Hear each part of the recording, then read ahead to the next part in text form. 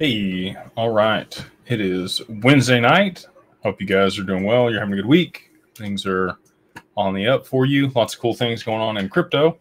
You got Trump coming out saying he supports crypto. I've seen everybody and their mother tweet that in like the last hour.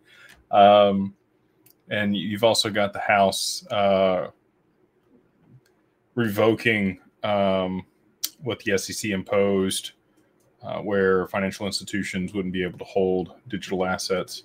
So we'll see if that makes its way through the Senate, and then Biden, decides not to veto it. Be interesting if these financial institutions could actually hold crypto. So New York, you have to have a BIT license. And I'll talk about this a little bit. So obviously, with Digital Ascension Group, we're partnered with Standard Custody and Trust out of New York. They do have a BIT license. Anybody there that is trading crypto, in New York, they have to have a BIT license. And most of the other jurisdictions in the world, if you are regulated in New York and you pass whatever the qualifications are there. I know a lot of people are upset about the standards that New York has for crypto because of how stringent they are, and some of the assets that they don't allow to trade there, which I don't necessarily agree with either. However, if you can pass the sniff test there, you're pretty much good for anywhere. Similar to Australia, because the financial guidelines and the compliance and the regulations in those jurisdictions are so stringent, if you are able to pass through the sniff test and be compliant in those jurisdictions, then you tend to get the green light anywhere else. So I kind of think, and maybe I'm wrong, but we'll see that the rest of the world's going to adopt something like a BIT license that New York has. Kind of a mandate, a certain level of scrutiny that either exchanges or custodians or other people in those ecosystems that are dealing with digital assets do have to meet a bar that they have to have as their standard in order to operate in a certain capacity and make sure that they are compliant and capable. Again, I don't necessarily agree with everything in New York as it sits today. I think that there's a hard balance between investor protection and regulation and making sure that things are on the up and up. So I don't think they've struck that balance yet. I think New York is a bit stringent for what they should be, but that can be backed down a little bit. I'd rather start from like too much. Well, I say that people argue, but I would rather go a little bit too strict in the beginning and then kind of be able to ease back from there. I think that's a better position to be in, rather than people don't like when you give, they don't like when you take away. So if you just start on the taking, and that's where you sit, and then you slowly can give over time, I think people are a little more receptive to that. So we'll see, what the rest of the world adopts and how they move forward. But they've got a completely separate regulator there in the Middle East. We met with the VARA when we were there, and the DIFC. The VARA is the Virtual Asset Regulatory Authority, and they, anything that is tokenized, they kind of oversee. Obviously, traditional financial markets in Dubai. The DIFC would be dealing with normal securities, the registration of funds, the selling of securities and commodities, and those things. And so there's a little overlap there, especially if those financial instruments have been tokenized. They really don't have like clear rails on that. The DIFC has some terms, the VARA has some terms, but there's a little overlap there, and so they don't quite have that worked through. And I think if you did have a license that basically said, like, these are the things that you have to do in order to be within compliance, it's probably a better way to go about it. So that's where we'll start it tonight. Exciting to see Trump championing crypto. I know that a lot of people, Biden's approval rating just doesn't seem that good. I normally don't get into politics, and I'll try to stay away from it, but I don't care either way personally. But interesting to see him come out and say that, and even talk a little bit about Gary and his opposition to crypto and his stance on things. Lots of things, coming out with the lawsuits. Talked about some of that in the Mastermind on Monday, and here as well. So with that, we'll go ahead and get into the questions tonight. As usual, I'm game for whatever, whether that's tax mitigation, estate planning, general macroeconomics, across the board. Try to make it as entertaining as I can for you guys. So without further ado, we'll go ahead and get into the first one. Marcin says, hi, Jake. If a cold wallet is only safe from quantum attack in the case it receives crypto, how can I send crypto from it later and not be at risk of an attack? I would be sending it to another custodian that is quantum proof when you're sending it out of that wallet. Or if you have some capability to borrow against the collateral in that wallet. I don't know how that works with trust lines. I need to ask either Vet or another validator on the network about the trust lines that are connected to wallets and how that affects the keys and their exposure. But yeah, that's be my recommendation. If you are going to send it out of the wallet later on, I would be sending it to a qualified custodian that was quantum proof. And that may be sooner than later. Again, if we get this bill passed and you've got banks and financial institutions and other people at an enterprise grade level that deal with financial instruments able to custody digital assets, I have a feeling, Medico and a lot of these other providers, I put something together that's pretty good. So here's one. JL says, having an LLC in Wyoming as a single member without adding my wife, what kind of protection do I get? Is it smart to move all my crypto funds into the LLC or just a percentage? Great questions. So really it's for mitigating taxes and the capability to do that when you're taking profit on the digital assets. There's not a whole lot of reason that somebody's going to be suing the company itself.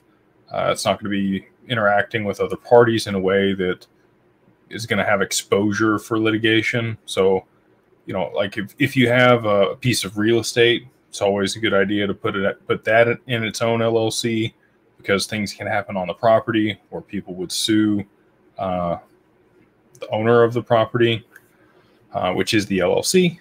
And it silos that risk to just the loss of that property and mitigates the risk of, the lawsuit, moving to the rest of your estate. With crypto, you really, unless you're participating in some illicit activities or doing things you aren't supposed to, which I don't think the majority of people are, it's really the tax benefit. And you also get some flexibility with the valuation when you go to move it into a trust later on or other vehicles to be able to, mitigate the estate tax or the gift tax that'll be imposed upon you if it's over certain thresholds. And you can use the assets within the LLC to produce income, pay yourself that. The income that you're receiving from the LLC, in order to be taxed as an S Corp, there are a few things that you have to do in order to meet that classification and be taxed that way with pass-through taxation. But one of those is you have to pay yourself a reasonable salary in the eyes of the IRS. In most situations, that's somewhere between $50,000 and $70,000 a year.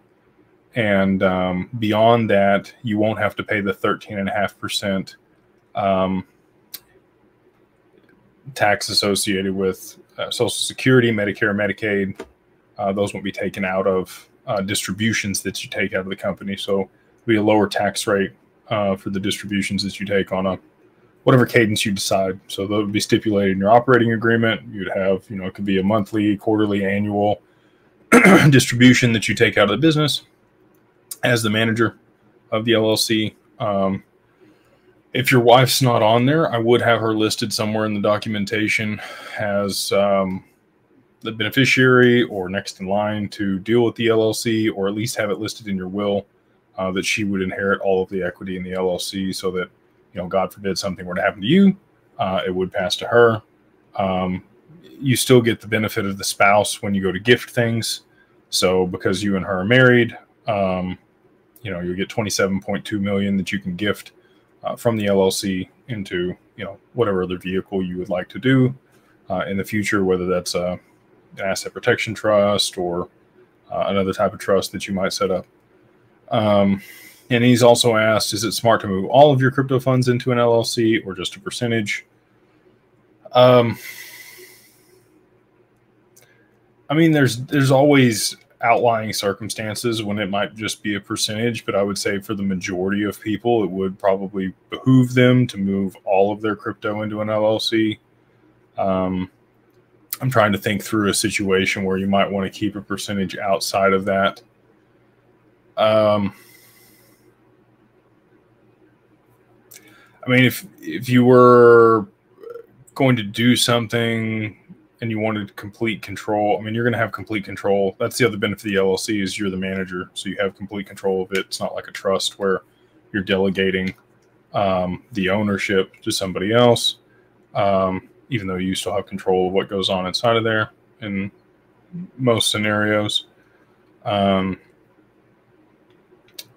Yeah, I'm hard pressed to think of a situation where you would want to keep a portion of the crypto in your personal name, but I'm sure there is a circumstance that somebody will point out to me later on. So you might have that one. I'm not sure, but I would say 95, 99% of the time, it's going to be in your best, you know, benefit to go ahead and move everything in there.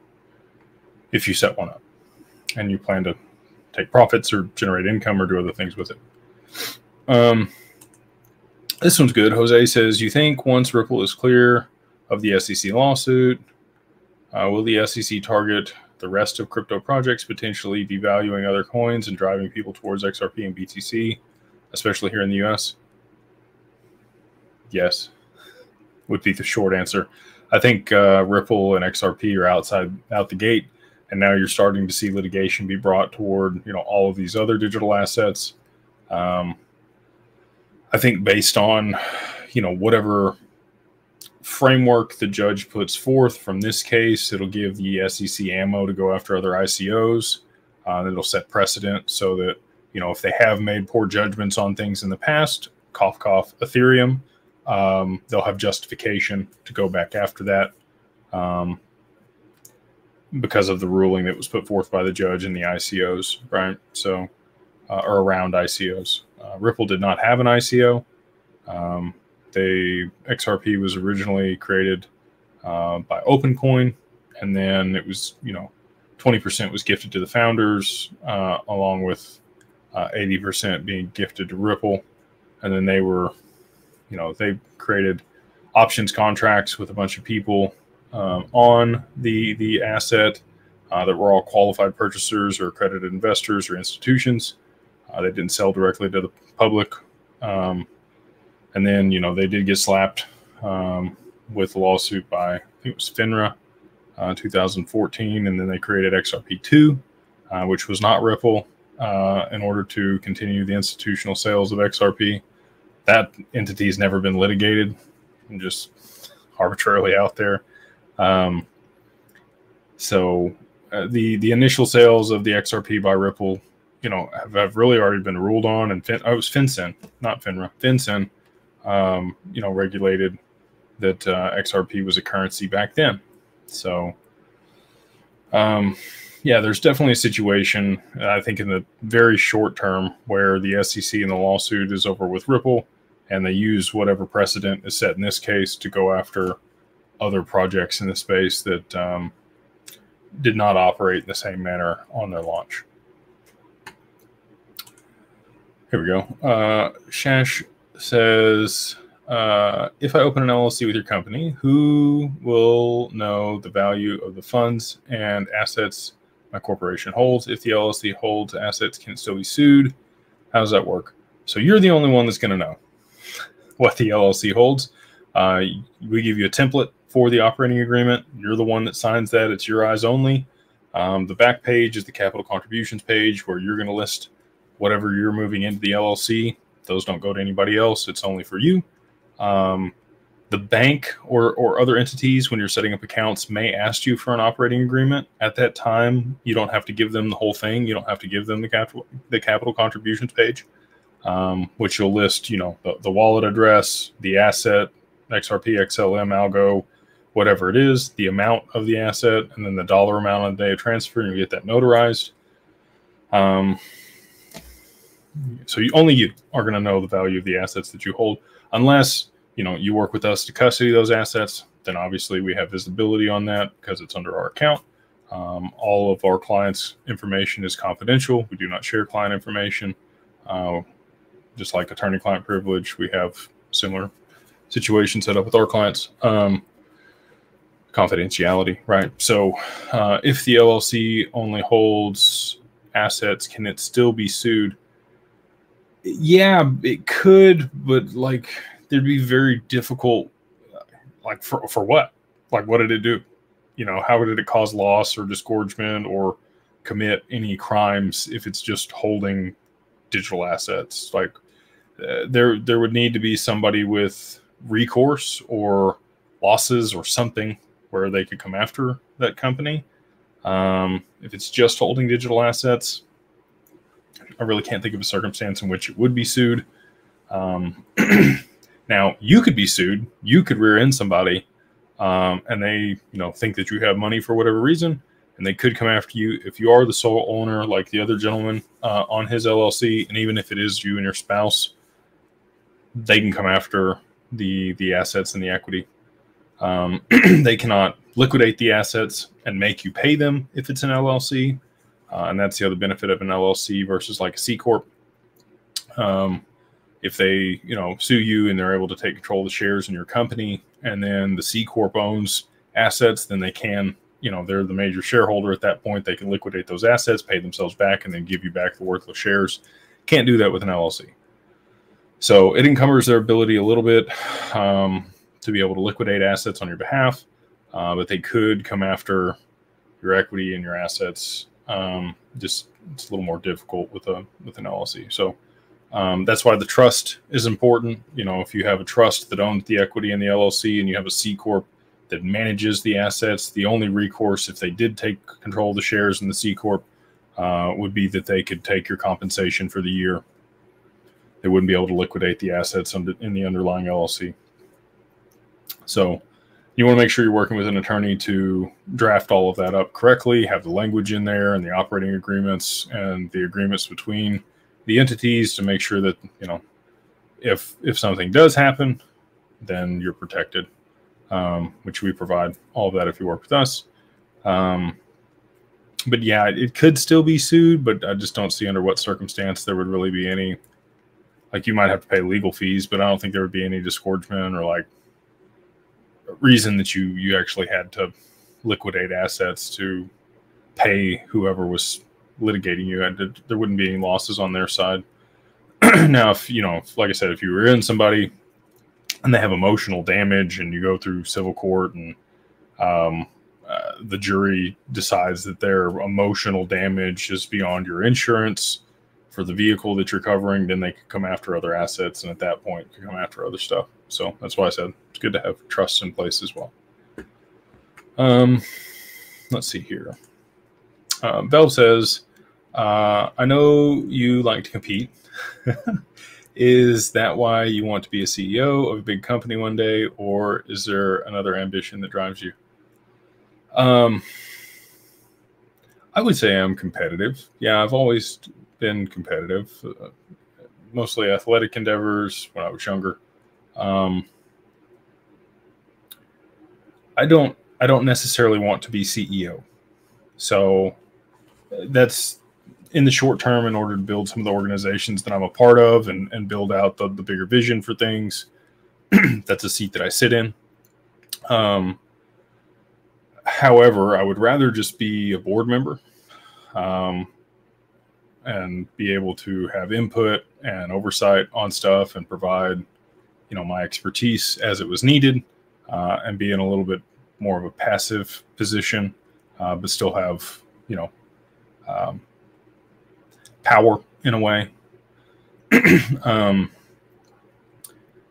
The ambition that drives me is I want a seat at the table, like the big kid table. I've talked about this before, but I'll go into it here. So when my dad passed away in 21, he was upset with the world, just like most people are, right? Like they see the division, they see what our government's turned into, they see all the problems that we have, and they know something's wrong. And his solution at the time was to get off social media, close his accounts, and call his congressman. And I tried to explain to him that he was, and this is, I love my dad, but he's a peon, and most people are. Most people are peons. I still am, right? I have no power. I have no pull. I don't have enough resources. I don't know the right people. I don't sit in the right positions to actually be able to make a difference. But that's where I want to be. And so that's what drives me with everything that I do, is I actually want to be in a position where I manage enough resources, I have enough contacts, I've got enough capital, I know enough people in the right places and sit on the right boards and have the information. That's probably the biggest piece, is I know that I don't know everything that's going on. And maybe I don't want to ask for that too. Like, you see how much presidents age when they're in office. But I feel like I'm competent and capable enough, if I did have the information, to make a difference for the little guy, right? And I don't want to be president. I want to sit in positions at large corporations and on boards where, when I say something and I have an understanding of the data, I can actually make an impact for people. So it's not necessarily CEO. Most of the time, the CEO is beholden to the board and the shareholders of a company. I would rather be on the other side of that. I'd rather be part of the board or the shareholders.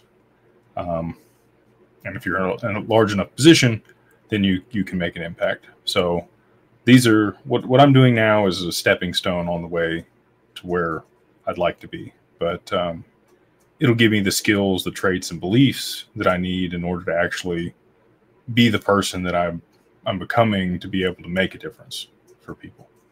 So anyway, probably a deeper answer than you wanted, but that's what I got for you. Here's one. CS 2424 says, Jake, is DeFi risky? Another YouTuber, Cryptex, is very enthusiastic, but I'm not sure. DeFi is absolutely risky if you don't know what you're doing. I mean, there's, the AMMs, people are losing money on the AMMs because they're putting, single-sided liquidity pools or all their assets on one side. They're not diversifying or splitting in the pool, and it causes things to be lopsided. If you really need to understand whatever ecosystem you're participating in and how the yield is being generated. If it's anything more than 8 to 10% a year, I'm always skeptical. I need to understand how that value is actually being created and how that money's coming in order to be able to pay those type of returns. So just do due diligence, and maybe work with somebody that, I always ask people that are smarter than me on that type of stuff.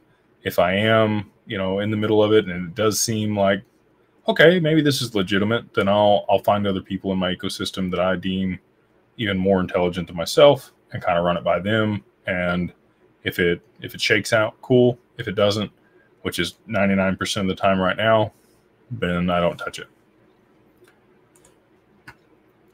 Let's see here. Dustin Bowers says, can you talk more about what is required and how to go about OTC trading? Hypothetically speaking, do you see it as an option if Tether brings down exchanges?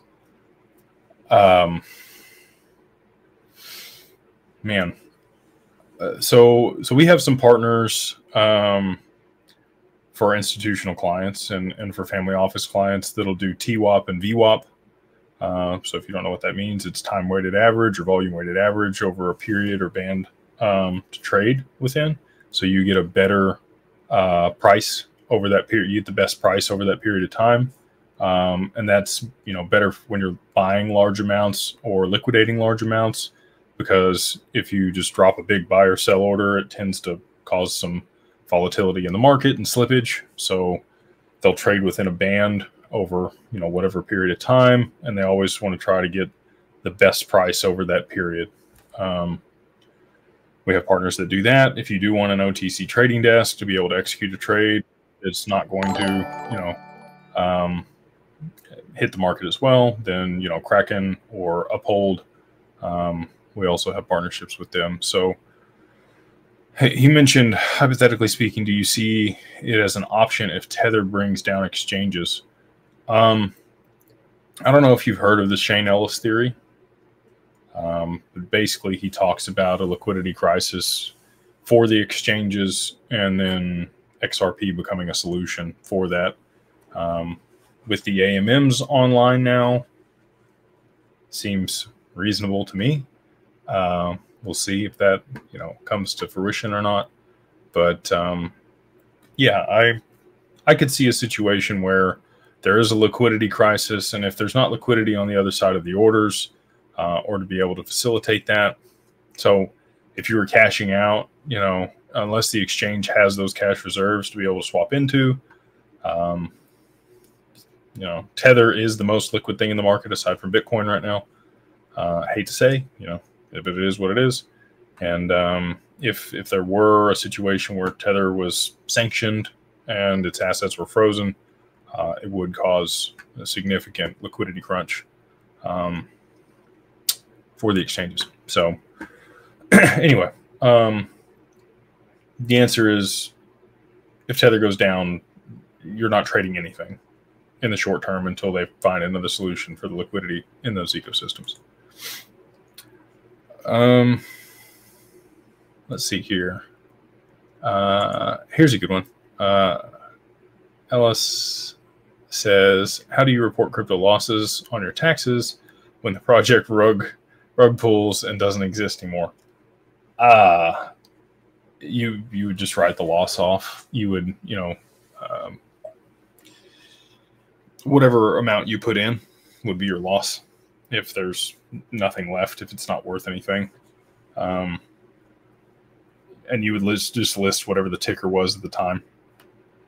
If it doesn't exist now, then, there's still record of it. It's a mutable chain. Hopefully it's an immutable chain. Some blockchains are centralized and controlled, but in most situations, there is going to be some type of record of that existence. And so, again, I would just list the ticker and the amount that you lost.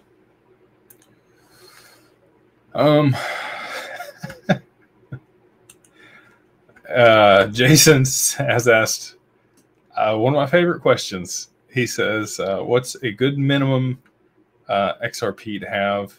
Family and friends have been slowly building. Whatever you can afford, brother. Don't bet your life savings on it like me. Only put in what you can afford to lose is the politically correct answer. Everybody's in a different situation. I can't tell you, how much you should have or make a broad blanket statement for people that you should just absolutely have this much and this is the minimum. I think if you have any, you're doing better than 99.9999% of the population. I saw an account on Twitter the other day that said the XRP army was like 30 million strong.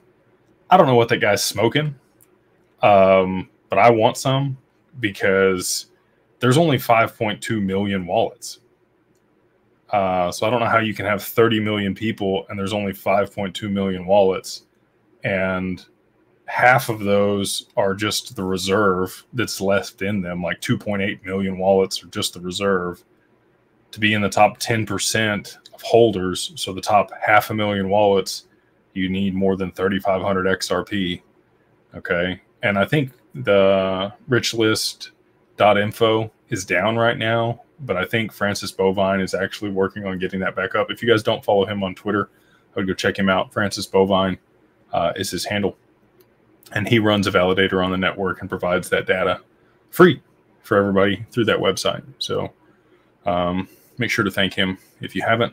But so maybe I'll just give you some numbers that are actually just the data on chain. Okay. And you can decide what a good minimum is for you. So again, to be in the top 520,000 wallet addresses, you need more than 3,500 XRP. Which at the current price, you know, what is that? It's 52 cents right now. So let's say it was 4,000, it'd be like 22,050 bucks or something.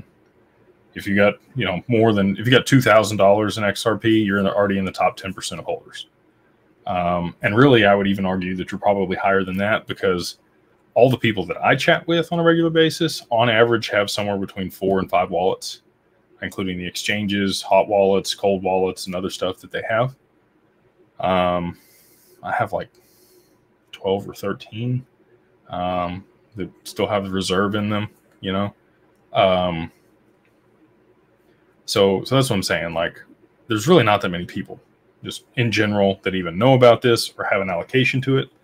So if you have any, you're doing way better than the majority of society.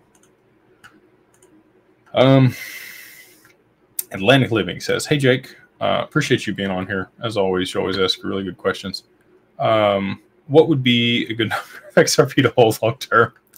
And I am not talking ultra wealth but financial independence from a middle class person.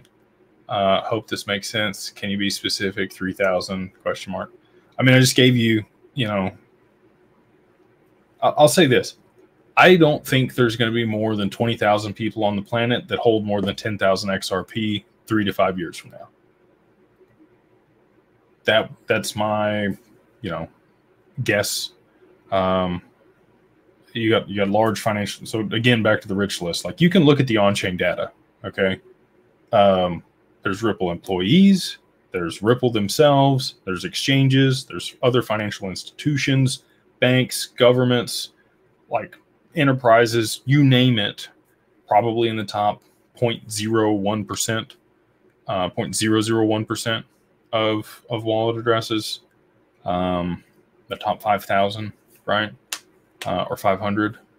And then, you know, we know Ripple has 1,700 pre-allocated contracts. Now, that might be for the escrow, right? We don't know if those people have executed on those options and hold the XRP now, or if they're waiting. That was all redacted, so we don't know.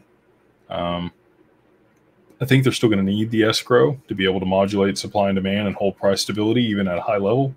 So I don't expect that all of the escrow, and they can't because it's time locked.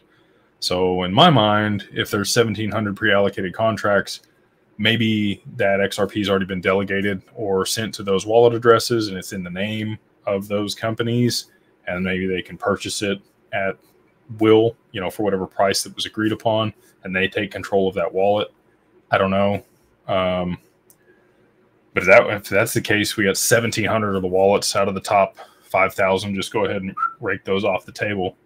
And then, you know, all these exchanges, they've got, like, Uphold's got like 12 wallets. BitTrue has a bunch of wallets. So how many of those, you know, hold a ton of XRP and they're diversified across them? It's really down to, like, there might be 100,000 people on the planet or a little bit less that hold more than 3,500, like I said before. So if you're, you know, 3 to 5 years from now and you got more than 10,000 XRP, I think you're going to be doing all right, personally, my opinion. There you go, Living Legacies. This is backing me up. Appreciate you on that. He's asked about cryptonomy claim to be regulated. I think I don't want to misspeak. I'm hesitant. I've met with a lot of people. There are not any staking platforms that I currently think are credible. Just do your research. I'm not saying this one is or isn't. You can make those choices for yourself. If they are the firm that I'm thinking of, they're not somebody I would deal with, but they may be somebody else. So if it's the one I'm thinking of, if they deal with Cardano, I'd stay away from them. If they are in the Cayman Islands, probably also an indicator that they're not great. I know a lot of people have set up there because that's where the legislation is and the regulations, and you can be compliant and operate outside the U.S. If they're not a U.S. registered entity and they don't hold funds here in the U.S., I'm not messing with it personally. That's just my prerogative and the way I look at things. You do you, but that's my 2 cents. So I would investigate where they're set up, where they're going to be holding your funds. If they are a qualified custodian, if they separate custody from the financial products and services that they offer, if they have insurance on the wallets that they're providing in their ecosystem, on and on and on. Like, I would ask a lot of questions before I would move my assets onto a platform that I wasn't absolutely sure that I had control of my assets on.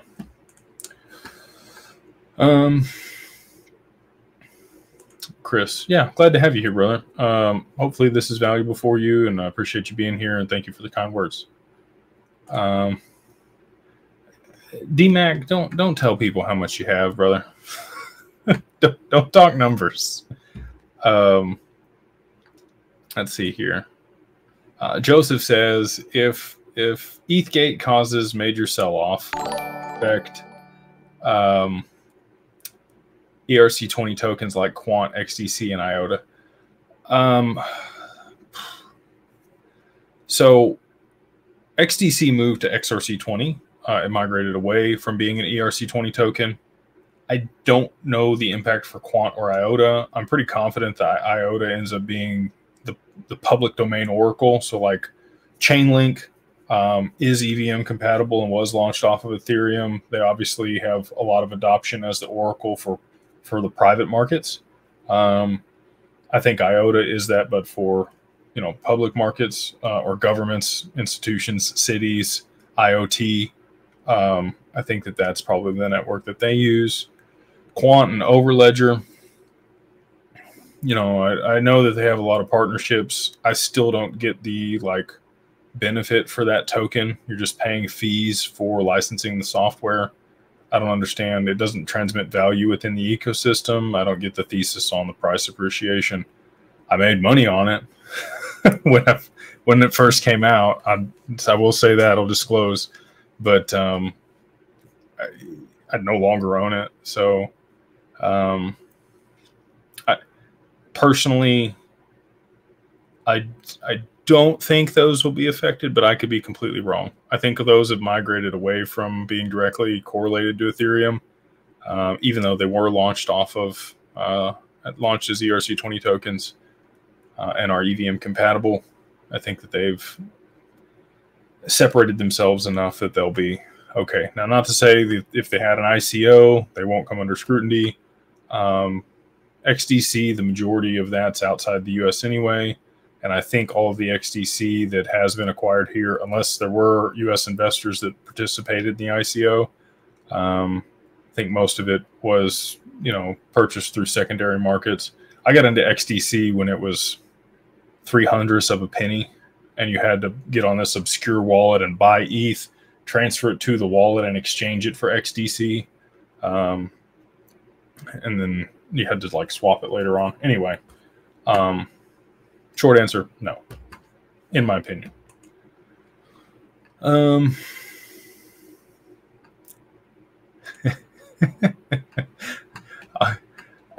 Taylor's asked, do you think we'll see settlement by end of June? Understanding this, pure speculation. I don't think you'll see settlement. If we were going to see settlement, we would have already seen settlement. I think that the judge will rule on the case and give a final ruling on the case, but I don't think you're going to see a settlement between the SEC and Ripple. If that was going to happen, that would have already happened. So they're to the end. They've already filed all the briefs. They're literally waiting on the judge to rule on the case. So highly unlikely that we would see any type of settlement. Now, if you're talking about a conclusion to the case or a final ruling, your guess is as good as mine on that. The judge could take as little or as long as she wants. The attorney Jeremy, I kind of defer to the attorneys for that type of information. I'm not an attorney myself. I've not been in enough litigation in these types of deals to discern timeframes on what's usual and what's not. They seem to think anytime between June and September is reasonable. So that would probably be my guess as well, would be somewhere in that time frame. So it could easily happen by the end of June. It could happen by the end of May. She may have already made up her mind and decided, and Torres or NetBurn gives their full scope and ruling. It could happen tomorrow. I have no idea. It's unlikely. They have other cases that they're presiding over, but this one is pretty important. So I would think that they would probably make it a priority.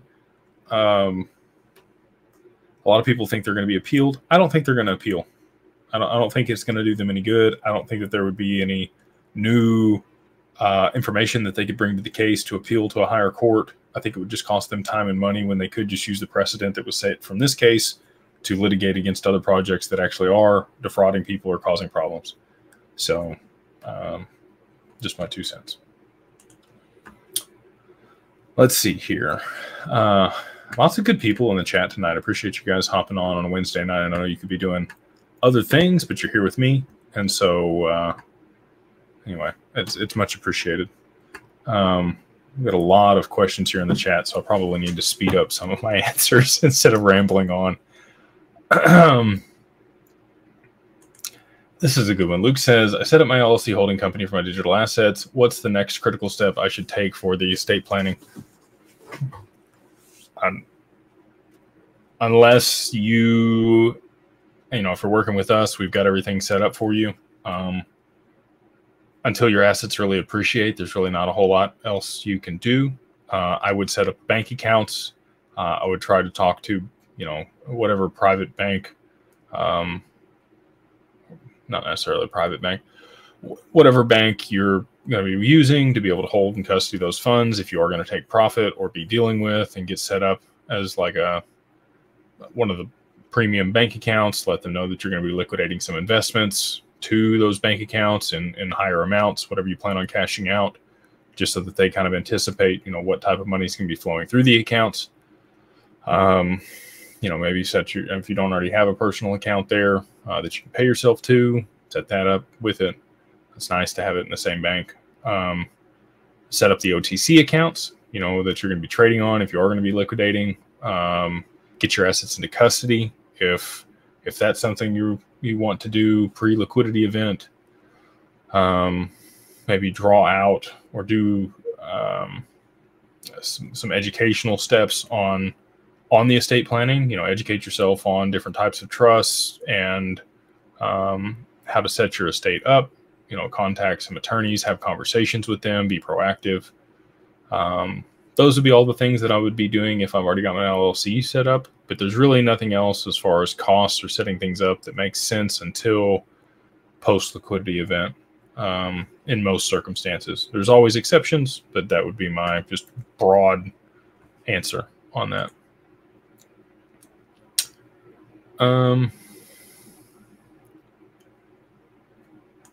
I actually have this, Ray. If you go back in my channel, I have like a full walkthrough of what it looks like to set up an LLC for your digital assets. Atlantic Living says, you indicated going back to watch Economic Ninja's recent video on Iraqi dinar. Did you watch and listen to that? he sounds pretty stoked about the revaluation possibly occurring. He's a sharp guy. I'm still not convinced, you know.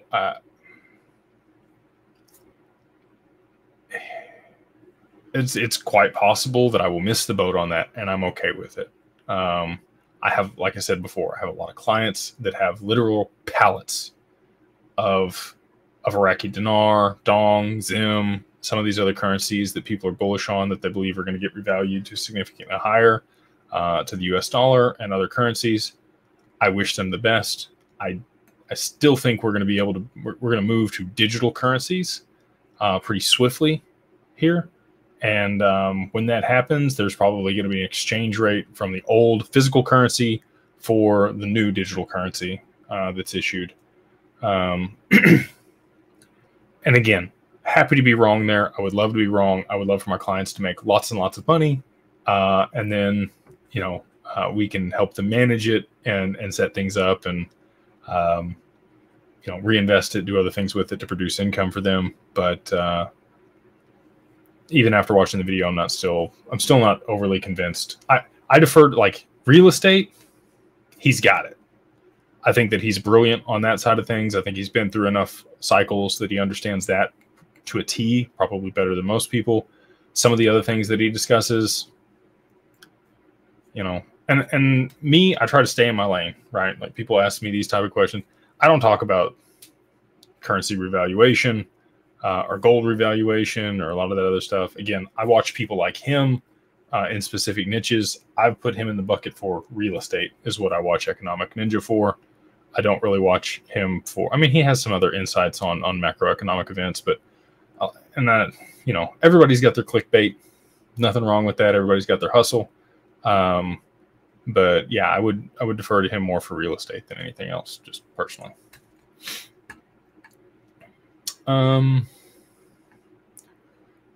Appreciate people in the chat. Yeah, if you like the content, please, you know, press the like button, share with other people. I will say, I was excited to share this. So we actually have our 500th person join the mastermind this week, which was pretty cool. Never would have thought that we would have that many people in that ecosystem when we first started 17 months ago. Just a long time ago now. Doesn't seem that long ago. But anyway, yeah, super stoked. We just recently did a giveaway in there as well. So,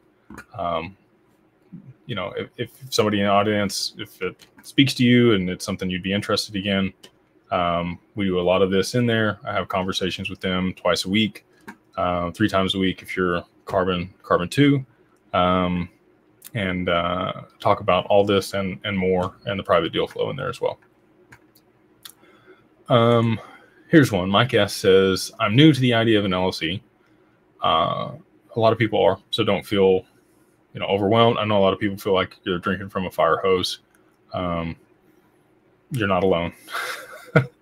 I still do every day. He says, once established, do I immediately need to put assets under it, or can I wait? When it comes to taxes, do you have a network for that also to do taxes? Yeah, we have. So just to give you a little bit better scope of what we do at Digital Ascension Group, and maybe a little bit more background on me for people that don't know who I am or why I'm in the position that I am. I solved these problems for myself and then found out that other people needed a solution. And so I've tried to create a resource and a company that can provide that for other people. So 20 and 21, I did pretty good in digital assets. And because of that, I started to seek out professionals that were in my ecosystem through masterminds and other groups that I was a part of. Other business owners, started to ask them, you know, do you know anybody that's proficient with digital assets in estate planning, or as the CPA, or an accountant, or a wealth manager, or philanthropic ventures? Because I knew that those were all things that I was going to need and did need. And so at that time, I started seeking those people out and built this stuff out for myself. And the first thing I did was set up an LLC so that I could mitigate some of the taxes that I was going to be having to pay. Actually ended up, you know, using the wash rule, or I guess the non-existence of the wash rule in crypto at the end of 21 to be able to wipe all my taxes. because I did not sell enough at the top, just like everybody else. But anyway, yes, the short answer is yes. We do have CPAs, multiple CPAs in our network. The main one that we use runs financials for 5 different DAOs. Super proficient with digital assets. Clinton Donnelly's another one. Clinton is a bit more stringent. He doesn't like to walk, I wouldn't say in the gray area. We make sure that everything that we do is above board, within compliance of the law and the tax laws that exist. But we do, do our best for our clients to make sure that they don't have to pay more taxes than they should be, right? So do you need to put your assets immediately in there? I don't know why you would wait. If you're intending to move the assets into the LLC, I don't see a circumstance in which waiting would benefit you if you already have it established. Like if you paid and took the time to do all that, and then to sit on your hands and not move the assets in there or draft the operating agreement. I guess you could wait. I mean, you don't have to do it right then. You're not required to, but again, I don't see a purpose in waiting. So up to you, but you have the possibility if you wanted to, I guess. So yeah. Here we go. Maybe this is an Aussie. He says, "G'day, Jake. I was wondering what your thoughts were on regarding participating in DeFi with your XRP. Do you think it's best to wait until after regs?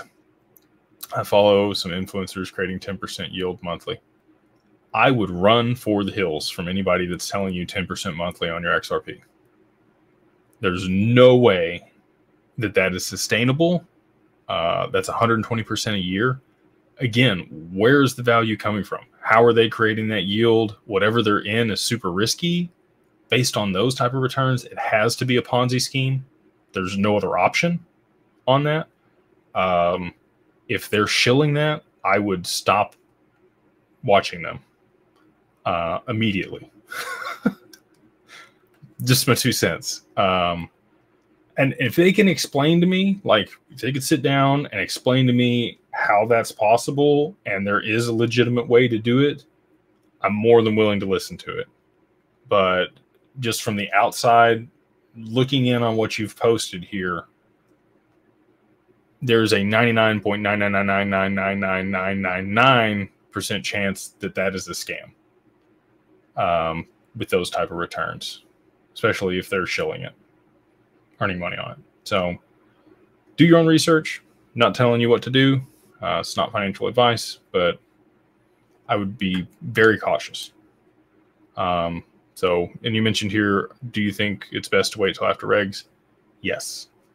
That would be my answer to that. Let's scroll on down here. I'm going to run way behind if I don't. So I'm sorry if I missed any of the questions here. Lots of people in the chat, which I appreciate. Thank you so much. Let's see here. Let's go on down.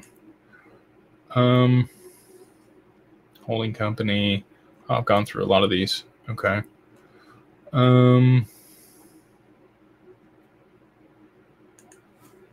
Thank you, Scotty. People are so nice, and they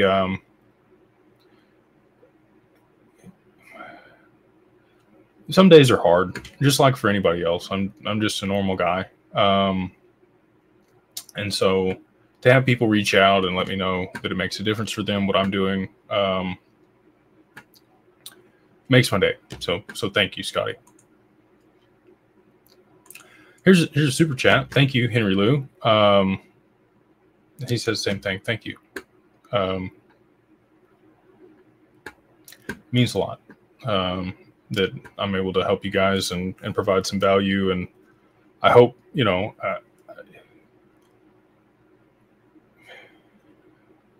if you just start thinking about this stuff and like start planning a little bit and just have an idea that you do want to make sure that things are set up, even if you don't know how to do it, right? Like at least you understand that there's this other world that you may not understand, but you're willing to take the chance and like you're curious and you want to be able to learn it. and make sure that you are making good decisions when this stuff happens. That's really all I want for people. Like, it's great if you work with us. I've tried to create the best solution out there for all this. But as long as you're surrounding yourself with professionals and people now that you can trust on the other side of this, that aren't going to take advantage of you and are competent with things, that's all I really want for people. I just think that there's going to be a lot of people that don't see this content or don't follow me or somebody else that is talking about any of this. It's like 70% of lottery winners go bankrupt within 3 to 5 years. And I think a lot of people are like, I'm super bullish on a lot of these assets. And I think that they're going to appreciate at a much faster rate than some people anticipate happening, with utility coming in and, the literal fabric that we use to transmit value changing globally, with the infrastructure coming into play here and online. And I think a lot of people are going to come into way more money than their thermostat's set for. And if you don't have people to help you with that, that you do trust and are capable, it can be a burden. It can be, money's a tool. And if you don't know how to use the tool, it's like fire, right? You can either cook some food with it and it nourishes you, or you can burn yourself with it. That's probably a crude example, but that's just what I would say. Hopefully, thank you again for the kind words. It means a lot. But if I'm just able to encourage people to start thinking through these things and have a plan, setting up, and a lot of people have been beaten down so much that they don't know how to dream anymore, which is sad. And that's one of the things that I love about crypto in general, aside from just XRP and some of these assets, is it gives people the freedom to think, wow, I really could make a lot of money. And what would I do with that? Most people that I talk to are not selfish. They're not gluttonous. They obviously want to, live a comfortable lifestyle and take care of those around them. But anything above that, a certain threshold, they're trying to start charities with. They're trying to start foundations. They want to give back to certain causes. They want to help the homeless people in their area. They want to, create a food bank. They want to give, right? And I think a lot of the community that does own these assets in particular are philanthropic. They have good hearts. They're good people. And if they manage the assets correctly, they could give infinitely. I think some of this value will just continue to grow and grow and grow. And if you can instill those values in your family, which is part of the family office and what we help cultivate for our clients, then you can make sure that you're able to help a lot of people, even outside of your, small sphere of influence. So anyway, thank you, Henry, for the super chat. Let's see here. Here's one. Glitch in the Matrix. It's a good name. He says, or she, sorry, should be agnostic. When Ripple stablecoin is launched, where do you think liquidity will reside within Ripple net? You think within XRapid? Your thoughts? So XRapid became ODL, or on-demand liquidity. I would expect that would be one of the largest components of Ripple's business that would be impacted. When I was at CoinAlts last year, I asked Brad specifically about ODL.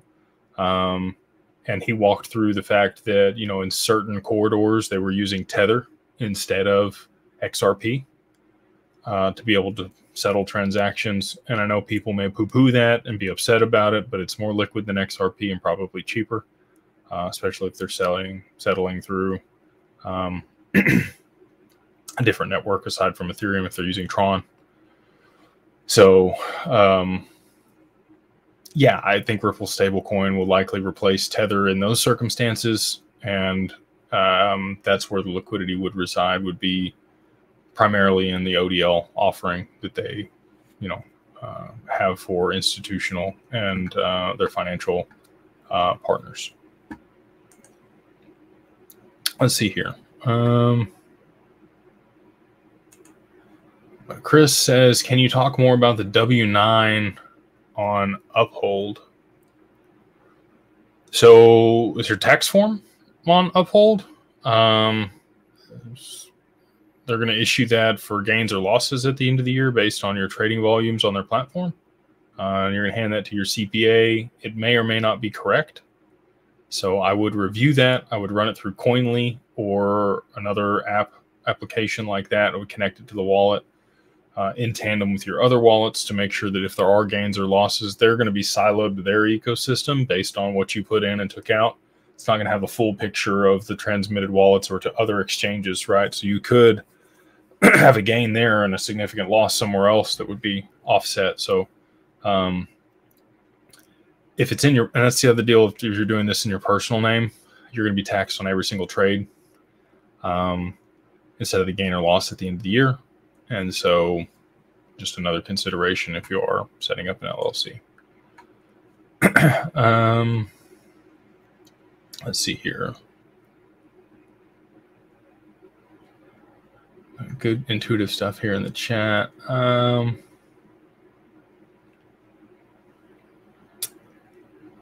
More and more. Let's see. Let me find a good question here. Lots of questions about price predictions for XRP. I've been over that lots of different times. Chris, I just went over the W9 for you. Here's interesting. Jim Boone's asked, good evening, Jake. Thank you, sir. I enjoy your content. Appreciate the kind words. How does a pole vault compared to a decent wallet? The only pole vault that I know of is like in the Olympics. I've never heard of pole vault if it is a cold wallet. So I'm just going to defer to the option that I'm more aware of and have an affiliation with, because I do think it is one of the best things on the market, and that's decent. So that would be my answer. I don't even know about pole vault. So maybe I need to do some research. You know, if you got a link or something, please post it in the chat for other people, and I'll definitely take a look at it.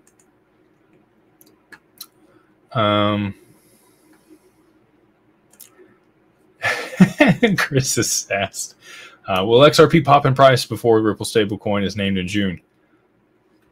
I have no clue. I wish I could say it was tomorrow, you know, but I have no idea. I'm waiting for digital identity. I'm waiting for Tether. I'm waiting for Japan. I'm waiting for oil. I'm waiting for all of the other catalysts to play out. And, you know, once those dominoes fall and we do have the other catalysts in place, regulation, we see some stuff moving today through the House, maybe gets through the Senate, maybe gets through the president. We'll see if they veto it or if not. We have the stablecoin bill that they could rush through depending on circumstances. So I have no clue. I'm really not overly concerned about Ripple stablecoin impacting price. So the other things are what I'm focused on. So I know that's probably not the answer you wanted, but it's the answer I'm giving.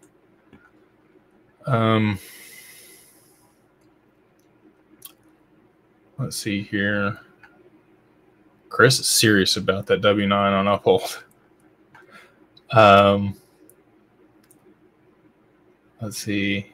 Here we go. David's asked, if I have a holding company, LLC, what type of benefit can you get from having another LLC that manages your other affairs? So you're siloing risk, right? So, like as an example, the real estate scenario I put forth earlier, if your property could have risk associated with it, it's good to silo that out within an LLC. I like to have, again, there's no right or wrong way to set things up. This is just my preference, right? For the majority, like 80% of the clients that we work with, I would probably say it'll look something like this. If they got philanthropic stuff, definitely looks different. That's, you know, and there could be another additive that could be an offshoot of this, but like you'll have a management corporation that's a C Corp that'll have shares. Off of that would be a trust, living trust for you and your spouse that would, get paid out of that management corporation. Underneath the management corporation would be an LLC that would own a particular type of asset.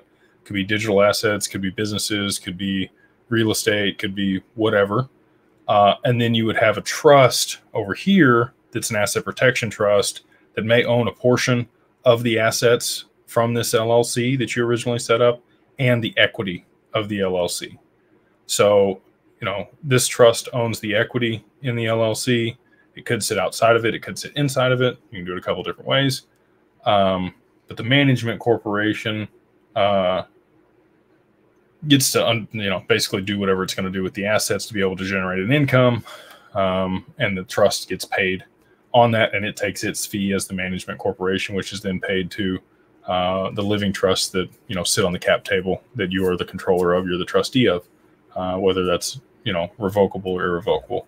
So that tends to be one of the best structures for tax and for mitigating loss and setting things up, where you can be profitable as a family office. If we're going to help manage affairs, so you have this management company up here, again, the people on the cap table would be the living trusts over here, but on the other side of that might be Digital Ascension Group, and we can provide the professionals or the expertise to the management company to help manage the underlying assets. Fees would roll up to the management company, and then we would be paid out of the management company as well for our services. So that's how we structure it. A large majority of the time, not always. There's always caveats there, but yeah, you could definitely have a C Corp that was a management company or a holding corporation, and then separate LLCs underneath that siloed risk pertaining to, whatever asset class or asset you owned that might have risk associated with it.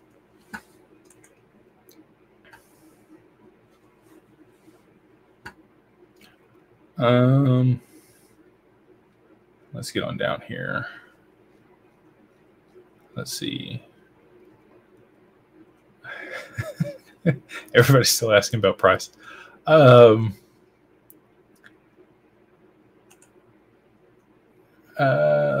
Let's see here. This person, Demu, has asked, have you covered anything regarding the FBI warnings to crypto holders who don't have their assets on a MSB or money service business platform? I noticed Ledger and Decent aren't on MSB.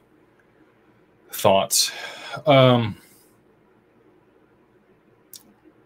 They just want to know that you're operating in a legitimate capacity. It's not like they're going to be coming after you. If you're not doing anything illicit, if you're not interacting with other sanctioned wallets or participating in Ponzi schemes or interacting with Tornado Cash. I don't know if y'all saw that today. Somebody run the metadata through BlackRock's wallet, through Tornado Cash, and now it registers as a wallet that's interacted with Tornado Cash. People are so ridiculous, man. Anyway, I'm not overly concerned. There is no regulation around cold wallets or custody or a lot of this stuff. I would say within the next 12 months, 99% of people that hold digital assets are going to be holding their assets in qualified custody or with an institution or at one of these places that is MSB registered as a platform. I don't think it's, that big a deal right now. Again, as long as you're not using your crypto or doing anything illicit, just, and people want anonymity, and I understand that. You can still have that and participate and not be outside the system. So anyway, that's my 2 cents on that.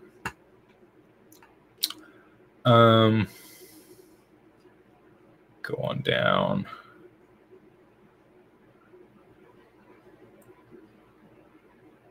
You skipped my question, that's why. Sorry if I missed your question. Max says dong.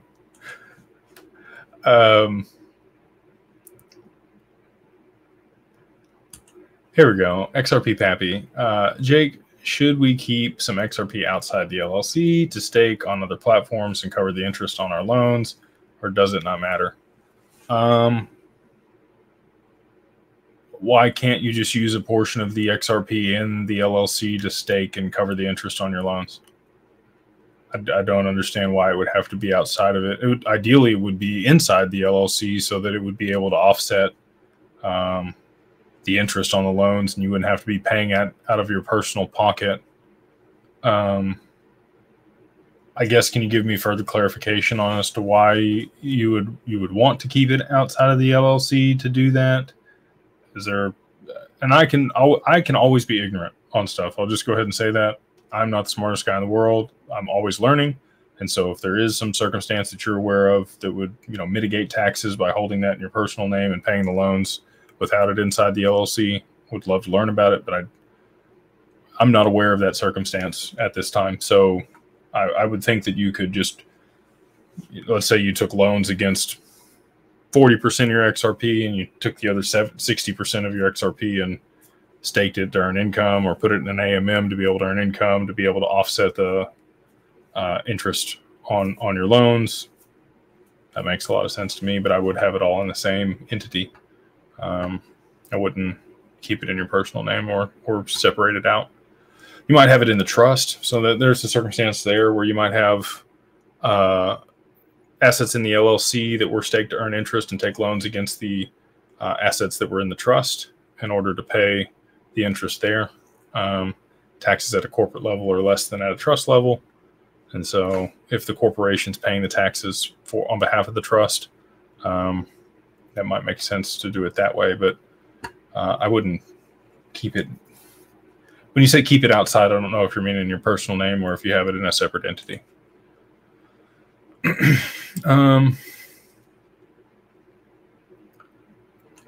He's very loud with his text here, but I will address it.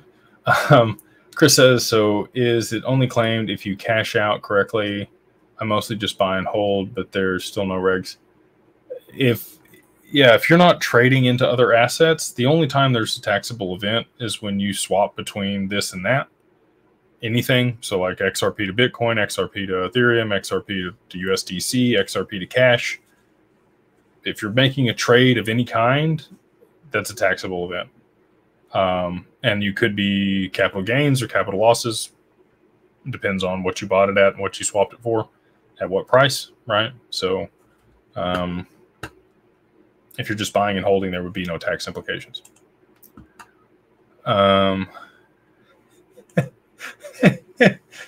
And Hannah Razor says Jake's going to cap memberships when it reaches 589. I will make an announcement when it hits that number, but not going to cap it. We had originally said, when we were ambitious, when we first got started, and we thought things were really going to run, we were going to cap it at like 2,000 people. I don't think we'll do that. I'd love for our community to grow to 3,000 or 4,000 people and have a full ecosystem of like-minded individuals with aligned interest that could trade deal flow, run different deals, invest together, pool capital together to be able to take loans within that ecosystem. Like there's a lot of things that being a part of a mastermind and a high-level group of individuals has a lot of benefits. It's the way that I've been able to accelerate my knowledge and understanding and career more so than anything else. And so, I'm really blessed to be a part of a community that we've been able to create, and the culture there I think is fantastic. But I don't think we'll cap it. We'll continue to involve people. I will say this, once price does appreciate, we're probably going to be a bit more stringent with the qualifications and vetting people that are coming into the ecosystem. Right now, we do have some higher net worth individuals in there, and people can maintain their anonymity and nobody knows how much anybody has or anything. But just in the interest of maintaining the integrity of the group and the culture that we've been able to build, and to keep risk at bay, we will have a more stringent vetting process post liquidity event to be able to come into the community. So Right now, you just connect with me on LinkedIn. Like, pretty simple. But yeah, you probably run background checks and KYC and other stuff on the other side of this deal.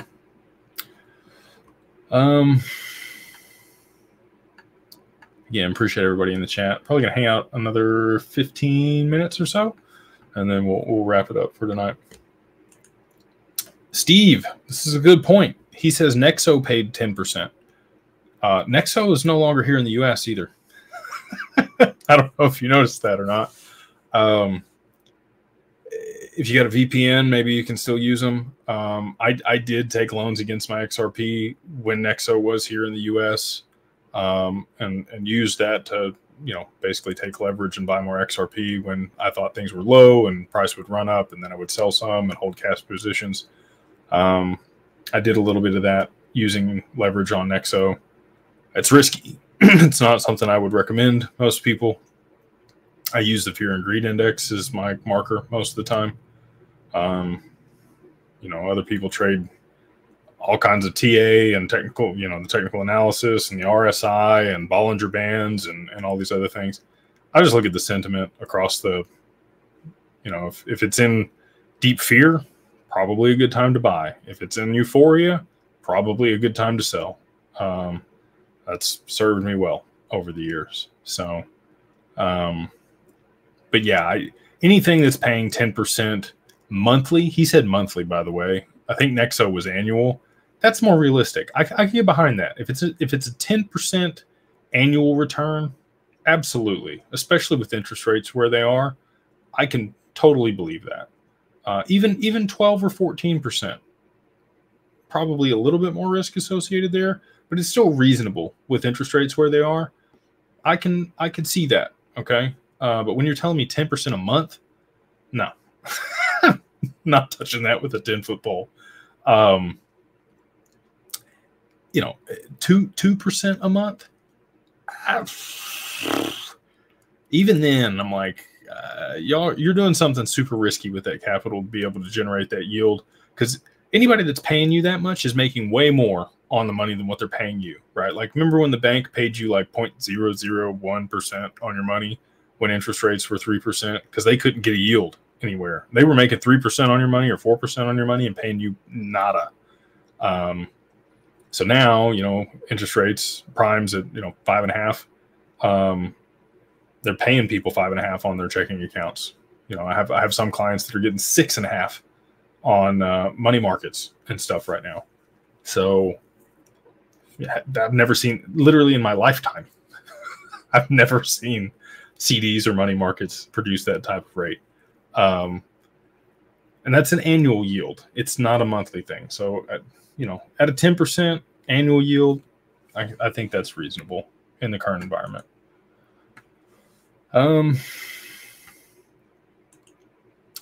Crypto Man.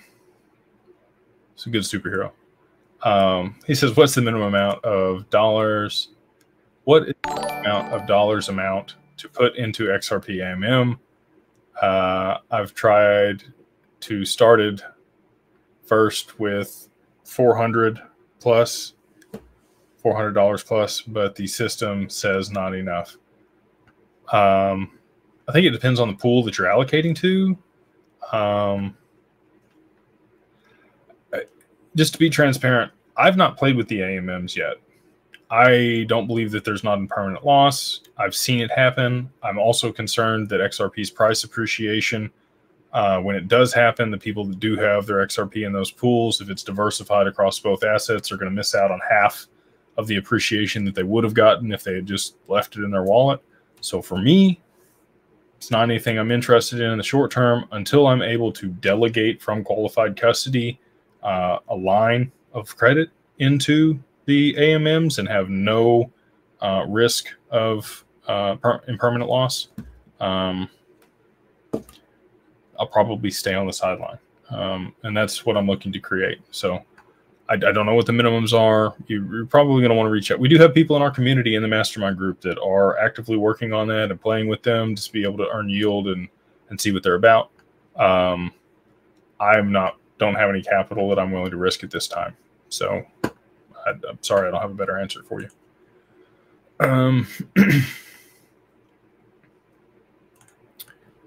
Jason, anything that's involved with Sologenic or Corium gives me the, I don't know. I don't want to talk bad about any projects on the XRPL. Ripple-backed Sologenic, they've not fulfilled on any of their promises. They have an NFT marketplace. Definitely not trading tokenized securities. I don't know that they even have the licenses to be able to transact in that manner. I don't think they do. I still don't think they do.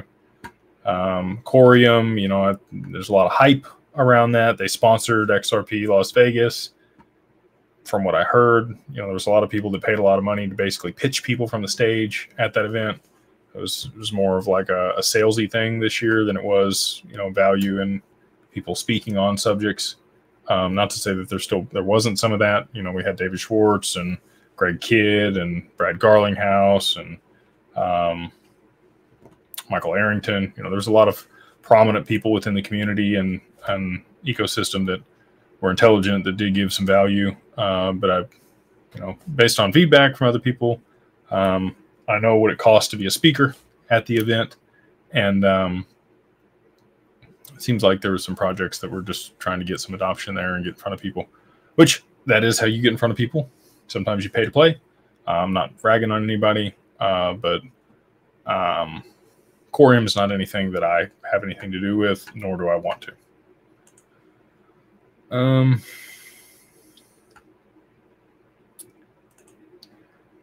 OMC says, Jake, what's your thoughts on Simon from Uphold saying they were going to start paying yield on XRP and other assets by Q4?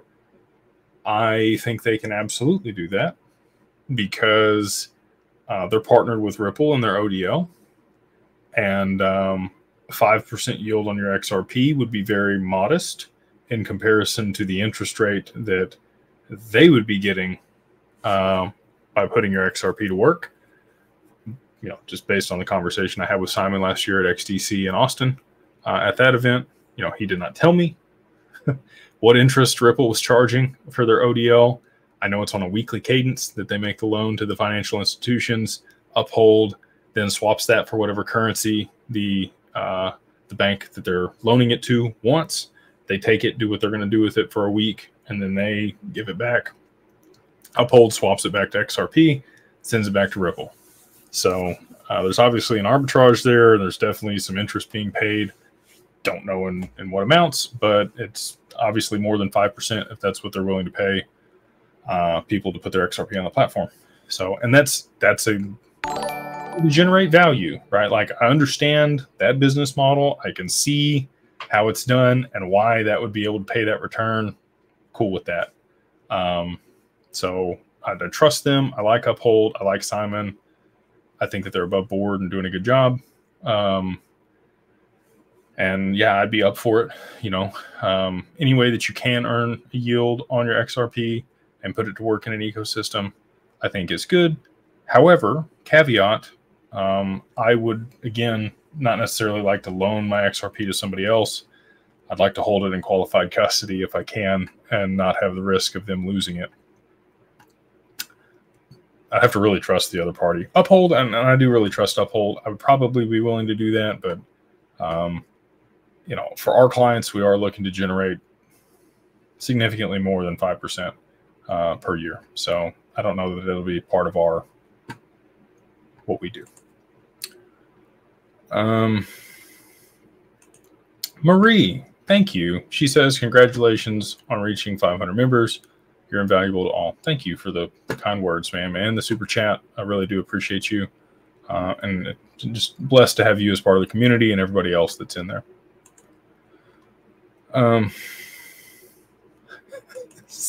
Steve, no! He says he's lost his keys.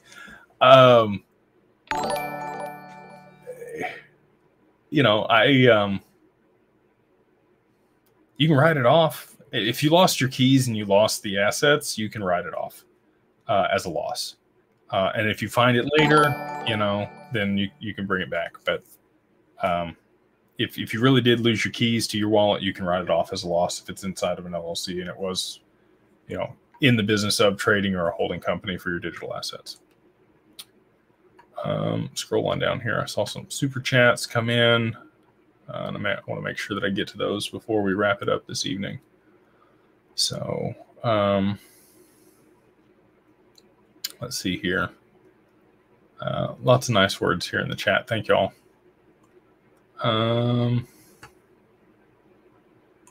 Here you go. Hanalon says, speaking of taxes, crypto tax audit. So that is Clinton Donnelly.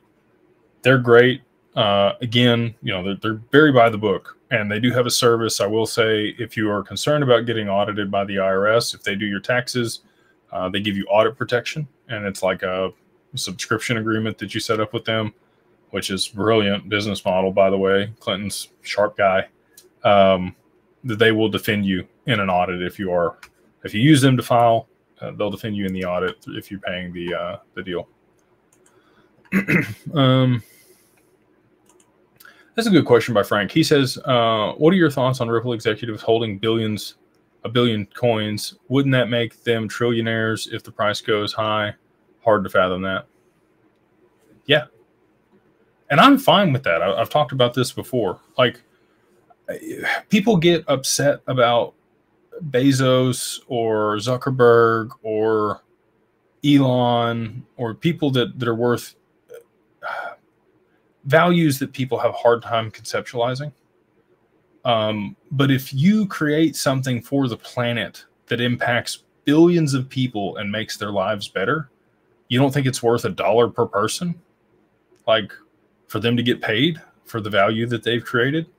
And in this circumstance, I mean, they're going to reduce frictions and fees for international payments at a scale that's unprecedented, right?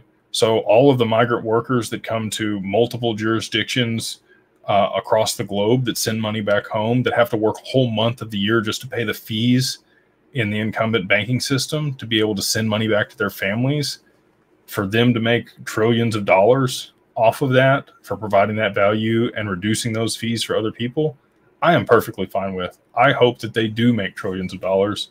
And my thought would be, again, people that are able to allocate resources appropriately and are good at generating revenue and producing, they're probably the best people that should have the money, right? Because they can allocate that appropriately across an economy, fix problems, create solutions, provide more value. And so I'm all for it. If Brad becomes a trillionaire, if Chris Larson becomes a trillionaire, if, you know, David Schwartz becomes a trillionaire, I think that they all well deserved, especially after what they've been through with the SEC in the last, 12 years at Ripple. They obviously have stock in the company along with their XRP. To go through all the trials and create all the partnerships and do all the work that they've done to fight through the incumbent banking system and all the people that, like, I'm sure didn't want this to happen, well deserved, in my opinion.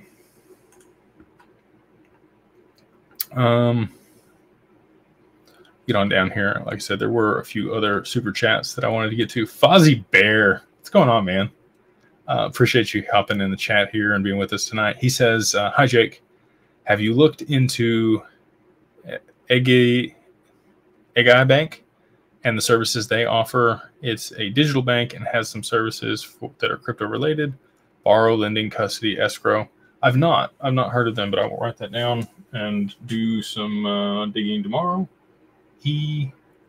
Where'd it go? EGI Bank.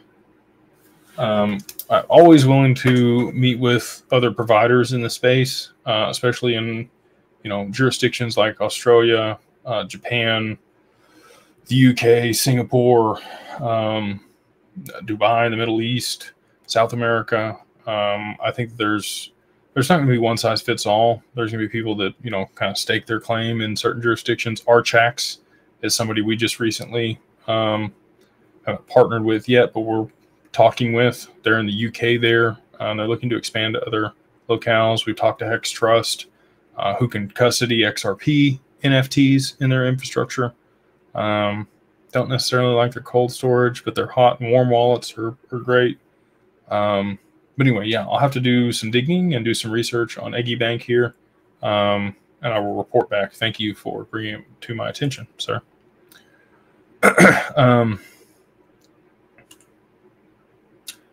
Jeremy Sides has asked, if a 401k is at 500k, is it only insured to 250k?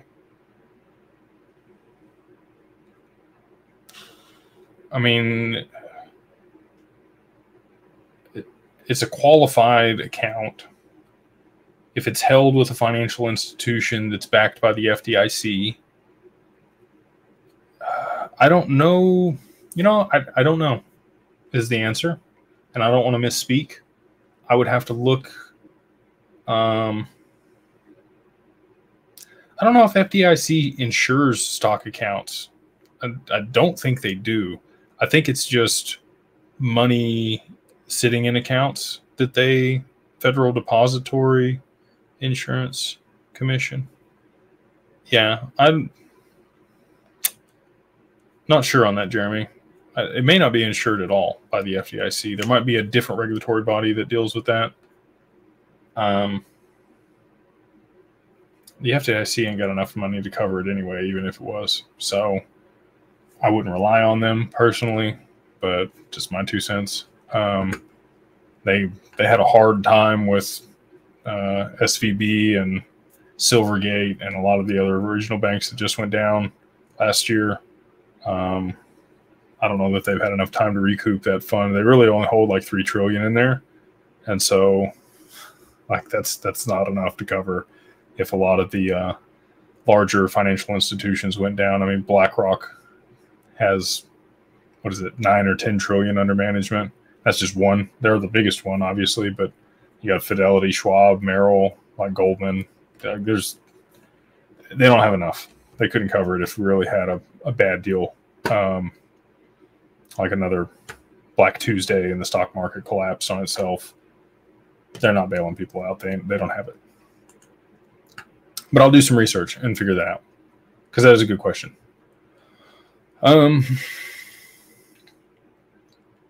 Let's see here. F, thank you.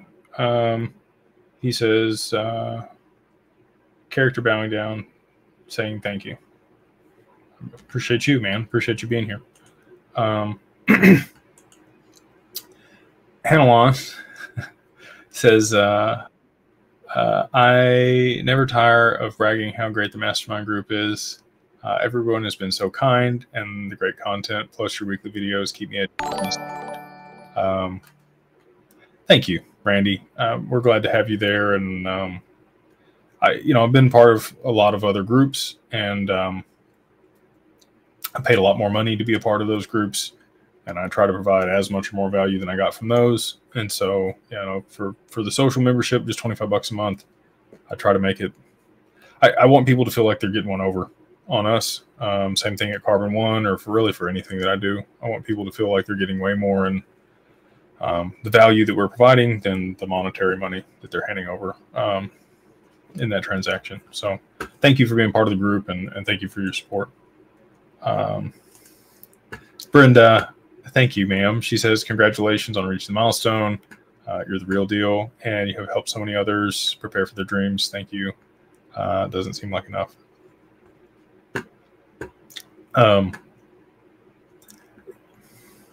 It's very much appreciated. Thank you. It's cool. I never would have thought starting this, like I said,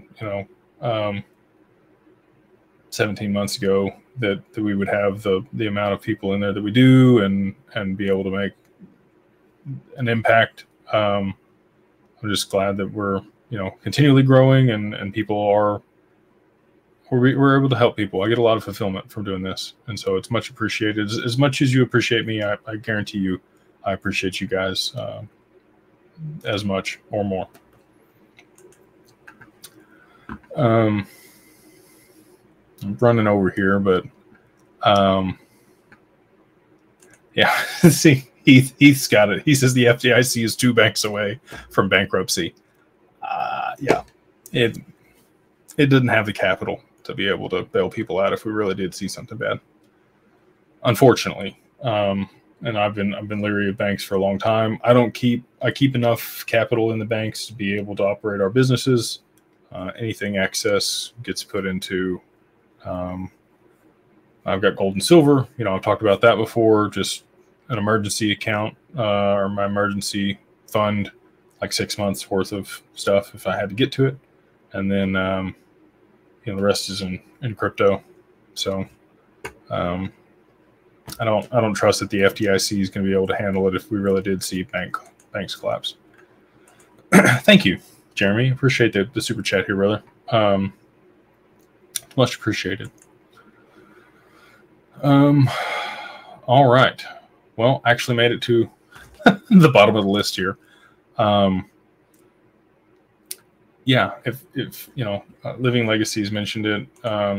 If you do like the content, please like and share. Helps the channel grow.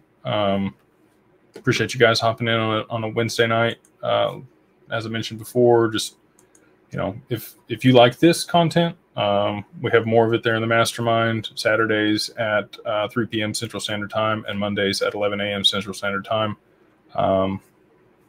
We get on there and we riff on all this stuff and more, along with the deals, the private deals that we do run through the group. We've got one open. Actually, we just closed it today on some private equity for the group. So if you're coming in, we'll have more opportunities. But there's that. And then if you do want to be proactive and set yourself up for the digital asset liquidity event that is coming, hopefully sooner than later. You can always reach out to Digital Ascension Group, myself and my team there at digitalfamilyoffice.io. Set up a consult, get your LLC. And if you just want to email us at info@digitalfamilyoffice.io and you want specific names for professionals, that doesn't cost anything. If I've got to type it, I don't charge people for it. So you can DM me, you can email me. Me or my team will answer you and get you, connected with whatever professionals you might need for your circumstance. We don't charge for that. We just want to be able to help as many people as we can. So don't hesitate to reach out. And again, appreciate you guys hopping on a Wednesday night. Hopefully this has been valuable for you, and we will see you on the next one.